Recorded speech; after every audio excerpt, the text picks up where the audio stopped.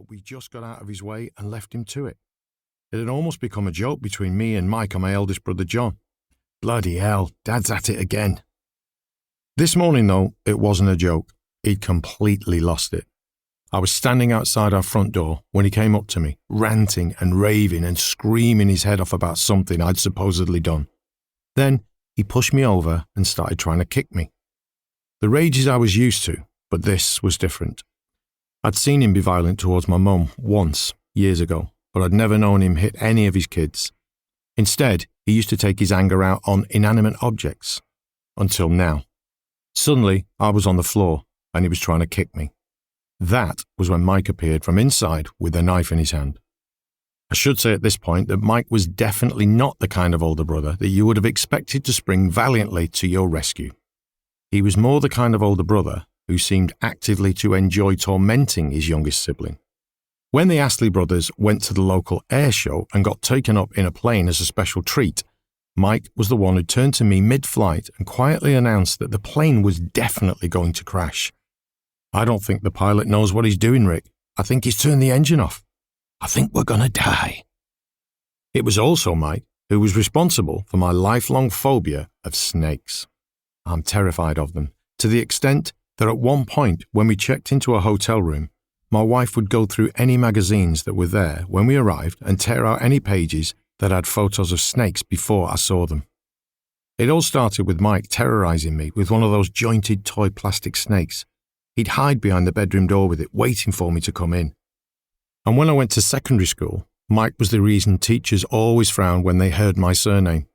You're not Mike Astley's brother, are you? When I said I was, they'd roll their eyes. Oh God, there's another one. In a way, I couldn't blame them. Mike had barely bothered going to secondary school at all. He'd get up every morning, put his snorkel parka on, go in for registration, and then immediately leave. I suppose they had complained to my dad about it, but not turning up for school was also on the list of things that my dad wasn't particularly bothered about. Still, it seemed a bit much. I had barely started school, and my card was already marked. Great. Mike strikes again. This morning was different.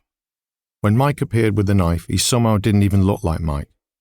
Mike was the classic surly monosyllabic teenage boy. If they'd had hoodies in the early 80s, his would have been permanently up, but this morning his eyes were dead like a shark's. He looked like someone who'd finally had enough, of living in a porter cabin instead of a proper house, of my dad's rages, of all the stuff he'd quietly ignored or put up with. He walked straight up to my dad, put the knife to his throat, and said calmly but very clearly, "If you fucking move, I will kill you here and now. I will kill you stone dead right now if you move an inch." I got up off the ground and stared at them both. It suddenly felt as if the world had contracted, as if there was only the three of us in it. For a moment, I genuinely thought he was going to do it. It definitely wasn't beyond him. Mike wasn't a scrapper, but he was physically tough. We all were.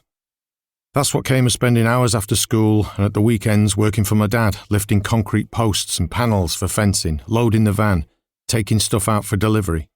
And Mike had spent his teenage years giving the distinct impression that he didn't give a shit about anything, with the possible exception of his motorbike. And he even rode that in a way that suggested he didn't think much about the possible consequences of his actions. Plus, he had a knife, and he looked like he'd snapped. Shit, this is actually happening. He's going to murder our dad. The silence could have only been a few seconds, but it seemed to go on forever. Then my dad spoke, breaking the spell.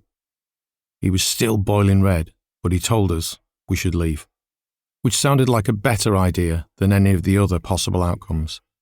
Mike lowered the knife, and we left. Mike didn't even put his shoes on. We just went. We somehow managed to arrive at my grand's without anyone noticing us.